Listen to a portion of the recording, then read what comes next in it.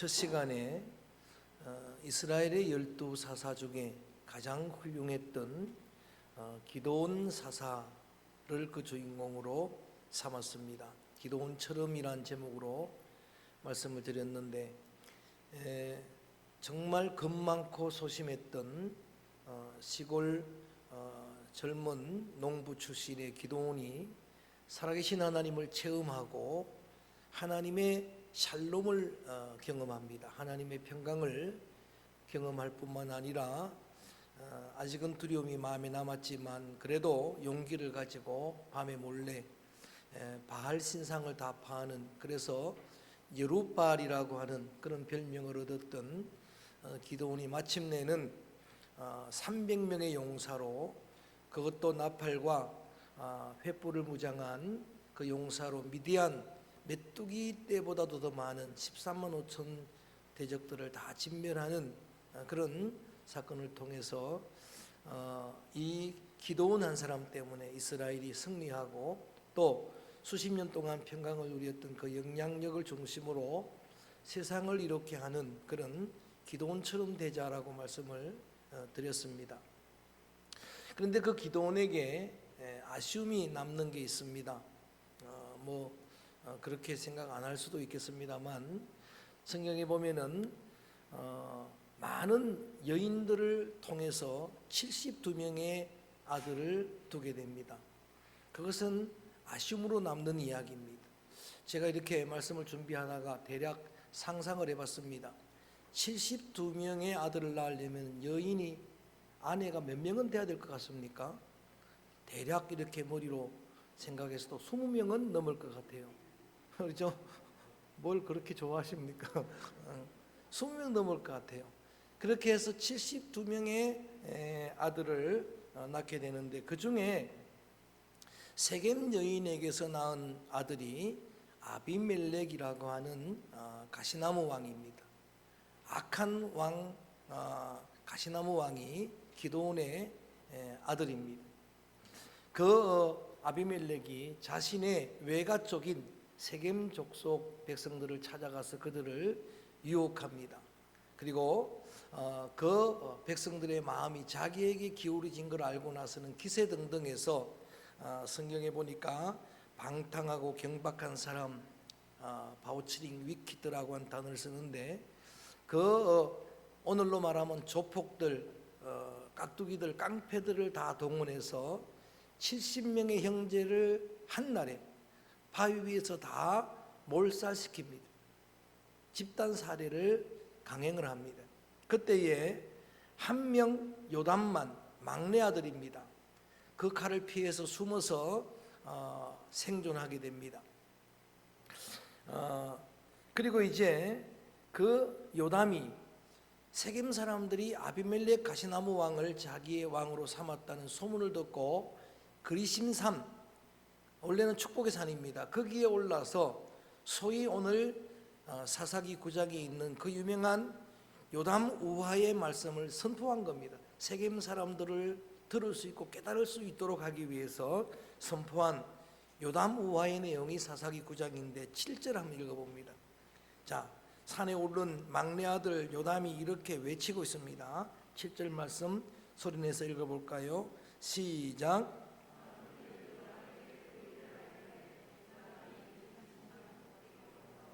그의 목소리를 높여 그들에게 외쳐 이르되, 세겜 사람들아 내 말을 들으라. 그리하여야 하나님이 너희의 말을 들으시리라.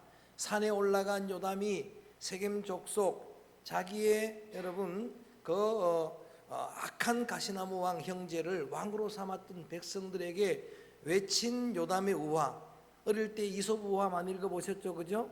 이솝 우화처럼 요담의 우화예요. 지어낸 이야기입니다. 그 우화는 나무 이야기입니다. 요담의 우화는 나무 이야기입니다. 성경 여러 곳에 보면은 하나님은 우리를 나무로 비유를 많이 합니다. 나무를 의화시킵니다. 여러분, 성경에 보면 가장 복된 나무가 시편 1편에 뭐라고 나옵니까? 시냇가에 심은 나무와 같으리라. 창세기 22장에는 요셉을 축복하면서 요셉은 샘 곁에 가지와 같으리라. 담장 넘어가는 샘 곁에 가지 같으리라. 예레미야 17장에도 보면은 강가에 심은 나무, 물가에 심은 나무, 광야의 떨기나무, 이렇게 나무로 인생을 비유하는데, 그 의인화하는 나무들 이야기 보면은 나무들이 회의를 하는 거예요. 의인화입니다. 사람을 이야기하는 겁니다.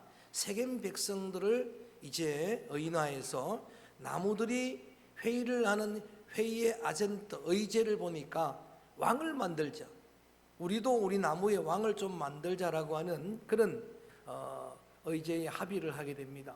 그래서 이제 왕을 삼으려고, 요담의 우화입니다. 나무의 왕을 삼으려고 나무들이 제일 먼저 1순위 후보로, 0순위 후보로 정한 나무가 감람나무입니다. 올리브 나무입니다. 자, 한번 보십시다. 감람나무에 가서 왕이 되어달라고 하니까 9절 말씀, 감람나무의 반응입니다. 시작. 감람나무가 그들에게 이르되 내게 있는 나의 기름은 하나님과 사람을 영화롭게 하나니 내가 어찌 그것을 버리고 가서 나무들 위에 우쭐을 대리오 한지라. 거절한 겁니다. 나무들이 감람나무에게 가서, 감람나무는 올리브 나무입니다. 제가 특기 성지순례를 할 때 지금도 인상적인 장면은, 그 넓은 대국의 대부분 숲들이 다 올리브 숲입니다. 그 파스텔 톤의 아름다운 모습을 제가 지금도 이렇게 선명하게 기억을 합니다. 그리고 호텔에 가면은 매일마다 식사 때마다 나오는 장아찌가, 그게 올리브찌입니다.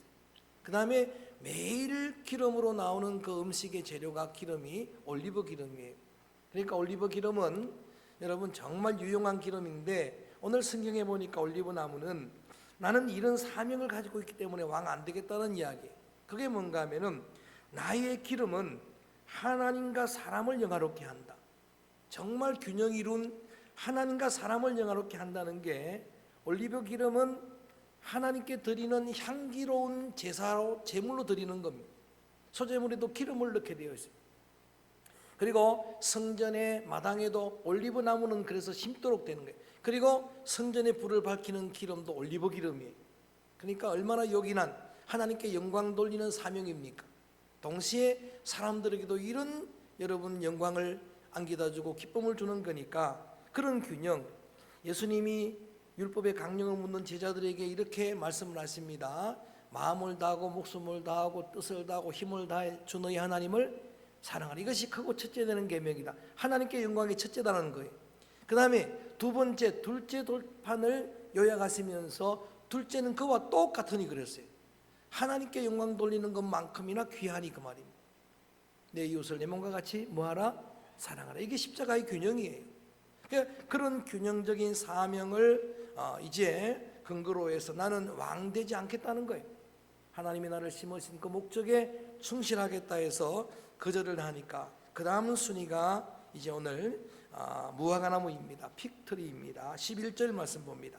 11절 말씀도 함께 읽어봅니다. 시작. 무화과나무가 그들에게 이르되 나의 단 것과 나의 아름다운 열매를 내가 어찌 버리고 가서 나무들 위에 우쭐대리오 한지라. 무화과나무는 하나님께 제물로 드리지는 게 아니니까 하나님께 영광 돌린다는 말은 하지 않습니다. 그렇지만 사람들에게 내가 이 단 것을 주겠다, 아름다운 열매를 주기 위해서 나는 왕 될 수가 없다. 무화과나무인 나를 심으신 하나님의 목적, 무화과나무는 정말 열매가 목적인 나무입니다. 무화과나무 이름 보셨죠? 목재도 안 됩니다. 무화과나무는 이름이 무화과니까 꽃도 없어요. 그것은 열매만을. 그런데 특히 골목 그 지역을 돌아보니까 산에는 올리브 나무고 그 거리에는, 골목에는 전부 무화과나무들이 또 심어져 있어요. 이스라엘도 마찬가지입니다. 정말 요긴한 나무예요. 자, 그렇게 무화과나무도 거절을 하자 이번에는 세 번째로 포도나무에게 갑니다. 그들이 정했던 순위가 이렇게 되어 있는 거예요. 포도나무에게 가서 그렇게 왕 되어달라고 요청할 때 13절 포도나무의 반응도 한번 읽어봅니다. 시작. 포도나무가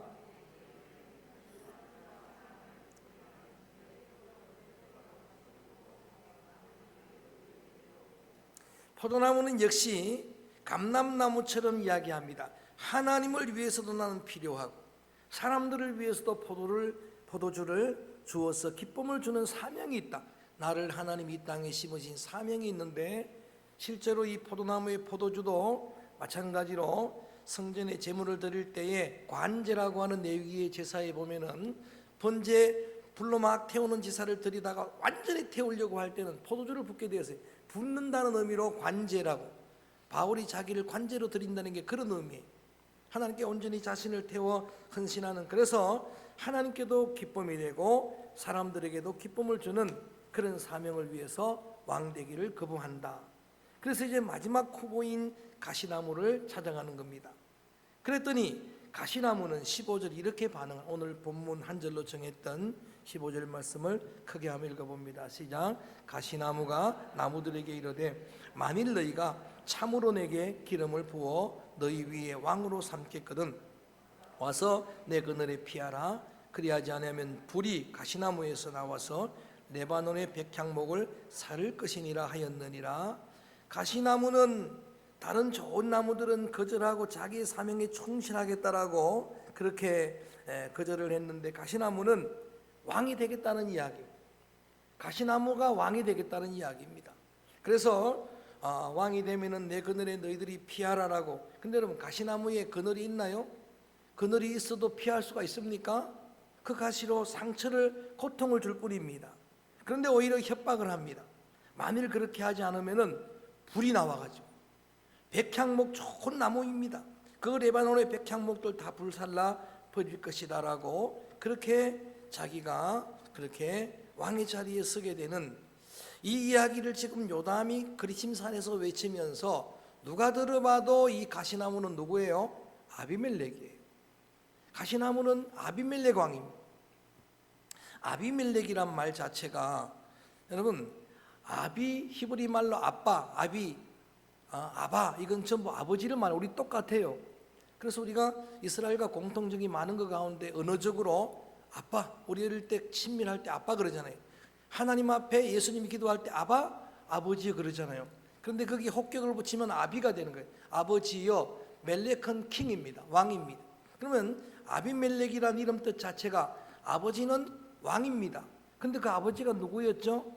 기드온이었어요. 기드온이 지난 시간 본문으로 정했던 말씀을 보면은 왕이 아닙니다. 그들이 억지로 왕 삼으려고 할 때 이런 분명한 자기의 뜻을 전했죠. 나도 왕이 아니라, 나도 다스리지 않겠고 내 아들도 다스리지 않겠고 내 손자도 다스리지 않겠고, 따라합니다. 오직 여호와께서 다스리시리라. 할렐루야. 기드온은 왕은 하나님 한 분인 줄로 알았습니다. 그래서 내 아들도 왕이 아니라 그랬는데, 아비멜렉, 아버지여 왕입니다라고 하는 이런 이름을 지은 걸 보면은 상상컨대 아버지가 지어준 이름은 절대 아닙니다. 자기가 만들어 붙인 이름입니다. 아버지가 왕이니까 나도 왕이요, 그 말입니다.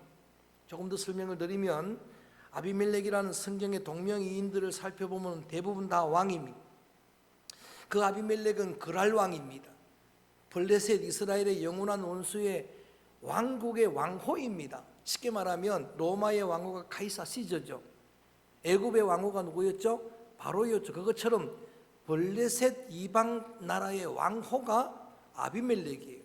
근데 그 아비멜렉 이야기를 들어보니까 정말 한 번도 좋았던 적이 없어요.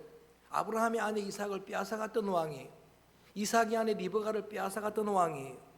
아비멜렉의 종들이 이삭이 판 우물을 빼앗아간 사람들이에요. 다윗 왕 때에 다윗을 괴롭힌 그랄 왕이, 블레셋 왕이 아비멜렉이에요. 꼭 한 번 제사장인 아비멜렉도 있습니다만 대부분은 이런 악한 이름이 바로 아비멜렉입니다. 아비멜렉은 그러므로 아버지 기드온에게 불효 자식이에요. 아버지의 뜻을 거역한 겁니다. 나도 다스리지 않겠고 내 아들도 다스리지 않겠다라고 했는데 그렇게 자기가 왕이 되었으니까 불효막심한 자식이죠. 더군다나 여러분, 최대의 불효가 뭡니까? 형제를 죽이는 일이 아니겠습니까? 그것도 70명의 배다른 형제를 다 죽였으니까 불효한 자니죠. 이렇게 그릇이 안 되는데, 그야말로 깜이 안 되는데 왕이 되니까 모든 사람들에게 고통만 남기는 거예요. 그래서 가시나무 왕입니다. 여러분, 저는 나머지 그 나무들, 자기의 사명 때문에 왕되기를 거절했던 나무들을 상상하면서 이랬으면 어땠을까? 아쉬움이 남기 때문에 상상을 해본 겁니다. 여러분, 가시나무도 목적이 있을 거 아닙니까? 가시나무도 심은 목적이 있을 거 아닙니까? 꼭 열매를 맺어야 목적이 아닙니다. 느티나무도 목적이 있는 거잖아요. 그늘을 내어줄 수가 있잖아요. 근데 여러분, 성경의 가시나무가 굉장히 중요한 나무예요. 보니까 여러분, 성전에 놓을 법궤를 담는 그 궤를 짤 때에 백향목이나 뭐 좋은 그 감람 나무나 이런 걸로 사용하라고 명령하지 않았어요. 거기에 구약에 법궤를 짜는 나무가 시띠나무로 되어 있죠. 그 시띠나무가 아카시아 나무예요. 조각목으로 되어 있죠. 조각목이, 김동호 목사님이 예전에 설교를 잘못했어요. 조각목 의미를 제대로 알지 못하고 조각조각 난 나무라고 생각을 해가지고 설교를 하고 나서 나중에 그 자기 고쳤는데 아카시아 나무예요. 아카시아 나무는 가시가 있는 나무인데 내구성이 강해가지고 썩질 않아요. 그걸로서 그렇게 귀하게 쓰임받을 수 있는, 하나님을 영화롭게 할 수 있는 나무죠. 만약에 그런 정도 가시가 아니더라도 우리 시골에 저는 나무를 만들어가지고 불을 때 본 사람이, 화력 제일 좋은 게 가시나무예요. 만약에 이렇게 말했다면 나는 이렇게 하나님의 성전에 드려지는 하나님의 영광을 위한 도구로 쓰이고, 그 다음에 사람들에게도 유익을 주는 도구이기 때문에 왕 안 되겠다 그랬다면 자기도 살고 다 살잖아요. 그런데 그 가시나무가 왕이 되었으니까, 본연의 사명을 여러분 망가고 왕이 되었으니까 그가 하는 일들은 결국은 다 죽이는 일입니다. 다 상처를 주는 일이에요. 3년 동안 통치했는데 하나님이 역사하신 겁니다. 세겜 백성들의 마음에 악한 영을 주었어요. 아비멜렉의 마음에 악한 영을 주니까 배신하도록 만든 겁니다. 배신하니까 오늘 나머지 뒤에 9장 이야기는 그 세겜 족속과 아말렉이 전쟁을 하는 이야기예요. 근데 전쟁의 초전에는 아비멜렉이 이깁니다. 자, 어느 정도로 여러분 그 백성들한테 큰 타격을 줍니까? 45절 읽어봅니다. 45절 함께 읽어봅니다. 가시나무가 왕되면 이렇게 되는 거예요.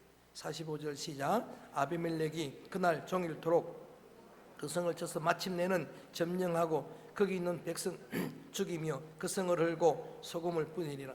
그러니까 종일토록 한 일이 사람을 다 죽인 일입니다. 전쟁을 일으킨 일이에요. 여러분, 저는 오늘 이렇게까지 강력하게 말씀드리고 싶은 내용이 뭔가 하면은 현대판 아비멜렉이 푸틴입니다. 아무리 봐도 푸틴은 현대판 아비멜렉이에요. 가시나무 왕이에요. 푸틴은 아무리 봐도 홀로코스트의 주인공인 그런 여러분 악한 대학살을 했던 히틀러예요. 오늘날의 히틀러입니다. 전쟁 소식을 전 뉴스를 통해서 계속 오늘도 듣고 왔는데 다 공멸하는 일입니다. 다 죽이는 일이에요. 미국에서 파악한 러시아 군인만 파악한 최소 숫자겠죠. 훨씬 더 많습니다. 7,000명의 군사를 잃었어요. 오늘 새벽에는 잠깐 보니까 2,500명의 그 시신을 몰래 그 러시아 군인 시신, 그 많은 젊은 청년들 시신을 옮겨가는 것을 보도를 했어요. 여러분, 우크라이나 군인들은 얼마나 많이 죽었을까요? 우크라이나 군인 그 백성들은 얼마나 많이 죽었을까요? 제가 보도받은 대로 아이들이 수천 명이 죽은 겁니다. 아이들이 무슨 죄가 있습니까? 여러분, 피난민들이 수백만입니다.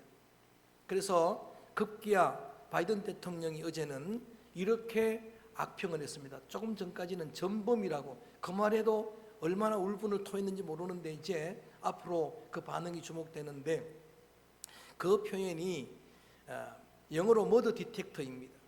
살인적인 독재자다. 그렇게 악평을 한 겁니다. 그건 여러분 바이든이 그렇게 이야기했던 거는 후세인처럼 제가 하겠다는 이야기입니다. 가시나무 왕이에요. 기도자가 기도했지만 정말 그걸 보면서도 정말 이 민족을 여러분 기도해야 됩니다. 전쟁을 이 땅에 우리들 세대에, 우리들 자녀 세대에 없게 되기를 주의 이름으로 축복합니다. 전쟁은 없어야 돼요. 그런데 우크라이나 그 백성들이 너무 대단해요. 저는 제가 지난번에 좀 통계를 잘못 이야기했는데 세계 군사 2위 국가가 러시아고 22위 국가, 25위 정도, 좀 52위로 제가 잘못 설명을 했는데, 뭐 강력하지만 거기에 비하면은 고위가 다윗과 골리앗 아닙니까? 그렇잖아요. 그런데도 이기지를 못하는 겁니다. 지금 수도를 함락하지 못하는 거예요. 그 장면을 취재한 기자가 이제 폴란드 국경에서 이상한 현상을 본 거예요. 얼마나 많은 사람들이 피난 나오는데 동시에 반열에 줄을 서서 우크라이나로 들어가는 사람들이 줄을 선 거예요. 우크라이나 전 세계 흩어져 사는 사람들이 나라를 지키다가 오는 겁니다. 폴란드 사람들이 가겠다는 겁니다. 전쟁의 경험 있는 군인들이 가겠다는 이야기예요. 여러분, 기도자의 기백도로 저는 승리는, 전쟁은 하나님께 속한 것인 줄로 믿습니다. 승리는 하나님께 속한 거예요. 푸틴이 이길 수는 없습니다. 여러분, 이런 가시나무 한 왕이 되니까 이건 온 지구촌에 불행이 되는 겁니다. 그 피해는 중동 지역은 경제적인 타격을 입습니다. 그 전 세계적으로 여러분 그 피해를 피할 그런 나라가 없는 겁니다. 이렇게 여러분 가시나무 왕인데 하나님이 역사하니까 제거되는 겁니다. 하나님이 역사하니까 제거되는 거예요. 그 장면을 한번 보십시다. 처음에는 승리하는 것 같지만은 나중에는 이제는 이 아비멜렉이 하나님의 심판을 받아서 완전히 파멸됩니다. 그렇게 몰려갔던 세겜 사람들이 망대로 피합니다. 그 망대에 불을 질러 다 죽이려고 할 때, 그때에 그 망대로 접근하는 순간에 무명의 한 여인이 던진 맷돌에 맞아 죽는 거예요. 하나님이 역사하면 그렇게 되는 겁니다. 자, 보십시다. 53절 읽어볼까요? 53절 큰 소리로 한번 읽어볼까요? 시작. 한 여인이 맷돌 윗짝을 머리 위에 내려 던져 그의 두개골을 깨뜨리니, 여러분 보세요. 아예 무명의 여인으로 소개하는 거예요. 얼마나 자존심 상합니까? 천하의 가시나무 왕이, 천하의 아비멜렉이 이름도 없는 한 여인의 손에 죽는 겁니다. 자, 그렇게 그 맷돌 윗짝을 던져서 두개골을 깨뜨렸는데 그 순간에도 죽으면서도 자존심을 세우는 거예요. 54절 읽어볼까요? 시작. 아비멜렉이 너는 칼을 빼어 나를 죽이라. 사람들이 나를 가리켜 이르기를 여자가 그를 죽였다 할까 하노라 하니 그 청년이 그를 찌르매 그가 죽은지라. 아직은 두개골이 깨졌지 죽지는 않았습니다. 그런데 그런 절박한 상황 속에 먼 자존심이, 그야말로 영화 여러분 그런 어떤 대화 내용처럼 그게 뭐가 그리 중요한데, 그런데 거기서도 자존심을 세워. 내가 죽고 나면 사람들이 여자 손에 죽었다고 그 말 듣기 싫은 겁니다. 그래서 그렇게 자살하는 것처럼 그의 군사에게 그 칼에 찔려서 죽게 되는 그의 마지막을 이렇게 함께 보는 겁니다. 처참하죠. 그런데 여러분 놀라운 사실은 조금 전에 3년 통치했을 때 그들의 마음에 분열을 일으킨 게 악한 영이라 하나님 보냈다고 했는데, 분명히 여인의 손에 그가 죽었지만, 여러분 누구의 손에 제거될지는 모르지만, 그런데 역사하시는 분은 하나님이라고 말합니다. 심판하시는 분은 하나님. 56절 봅니다. 크게 한번 읽어봅니다. 56절 시작. 아비멜렉이 그의 형제 70명을 죽여 자기 아버지에게 행한 악행을 하나님이 이같이 갚으셨고. 누가 하셨다고요? 하나님 하셨어요. 70명의 형제를 죽였는데 그냥 둘 수가 있나요? 아버지에게 불효막심한 이놈을 그냥 둘 수가 있나요? 자, 자막 없지만 57절까지 읽어봅시다. 그를 왕으로 세웠던 세겜 족속들도 심판했다는 이야기예요. 가시나무를 왕으로 세웠던. 57절 시작. 또 세겜 사람들이 모든 악행을 하나님이 그들의 머리에 갚으셨으니 여룹바알의 아들 요담의 저주가 그들에게. 자, 그리심산에 올라서 요담이 지금 백성들 앞에 선언했던 요담의 우화가 실제로 실현되었다라고 하는 이야기. 저는 오늘 이 말씀을 고민을 많이 했어요. 왜냐하면 주제가 세상을 이롭게 인데 왜 아비멜렉 가시나무 왕입니까? 지난 시간에 은혜 많이 받았죠.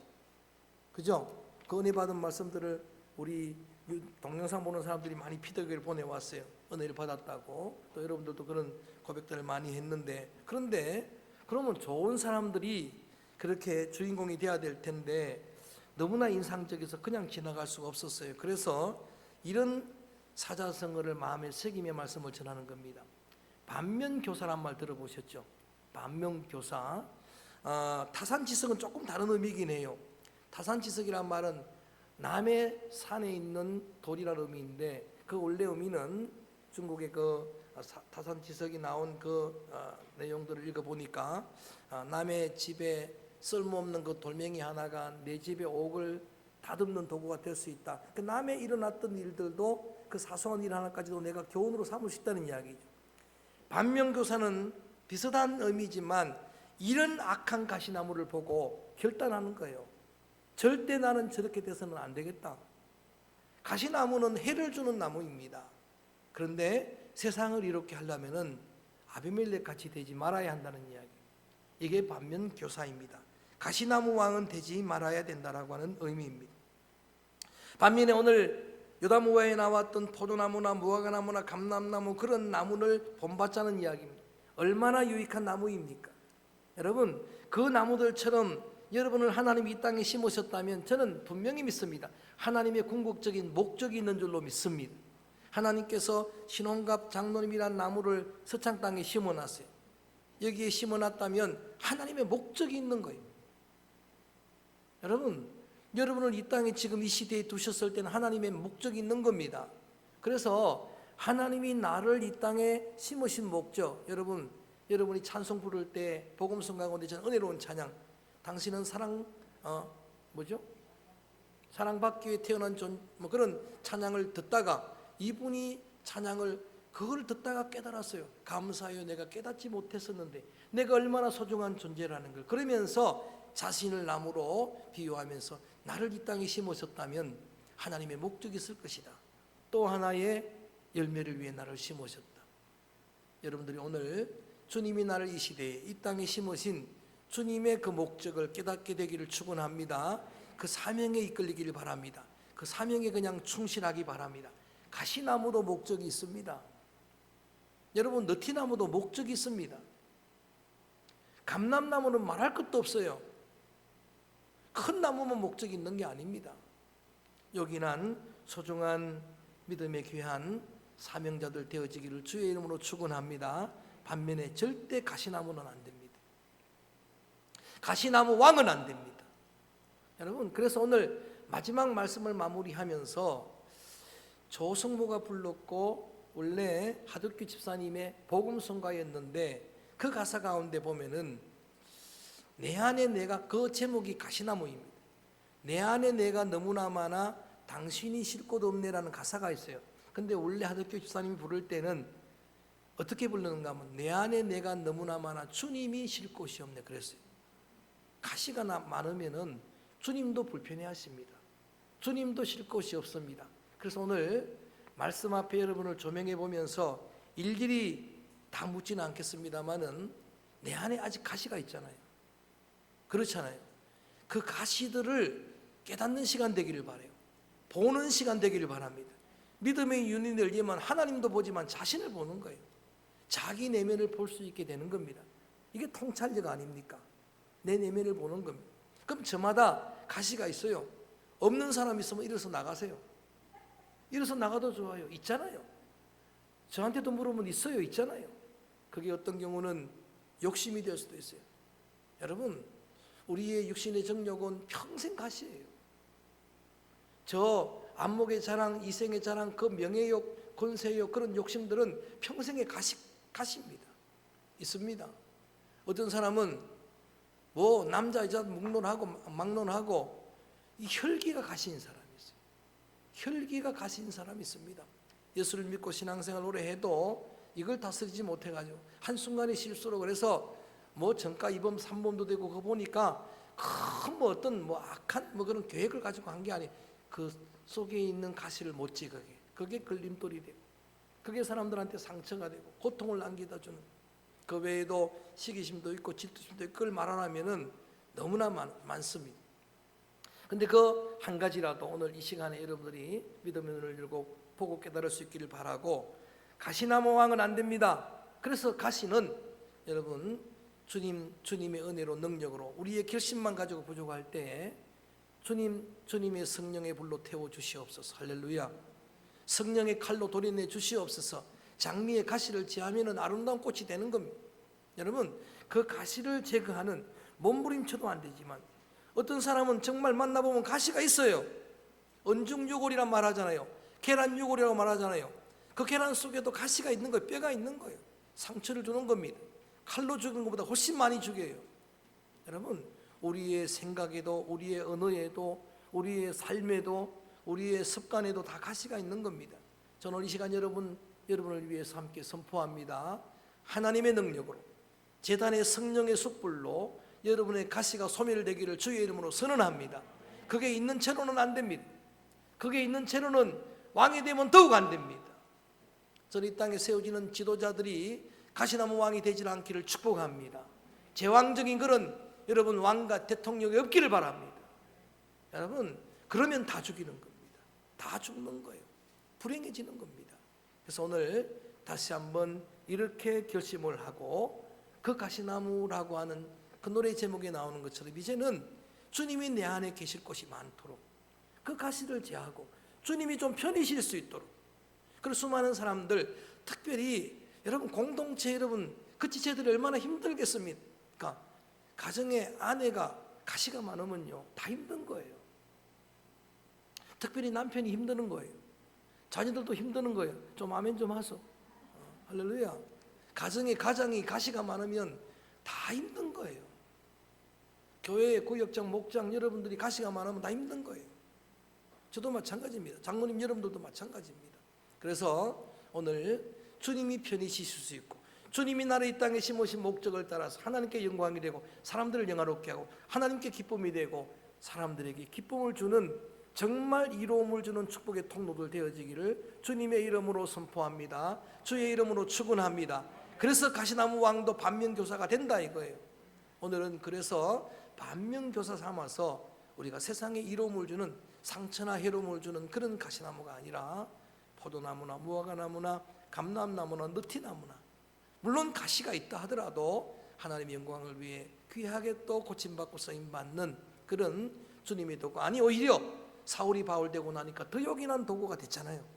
그 가시나무가 하나님의 전에 법궤를 만드는 시딘나무가 될 수 있잖아요. 그런 도구로 쓰임받고 싶습니다라고 하는 그런 심령으로 하나님 앞에 이 찬양을 드립니다. 이제 내가 살아도 주 위에 살고 주님의 영광을 위해 살겠습니다. 죽어도 주님 위에 살겠습니다. 이 찬양으로 고백을 드립니다.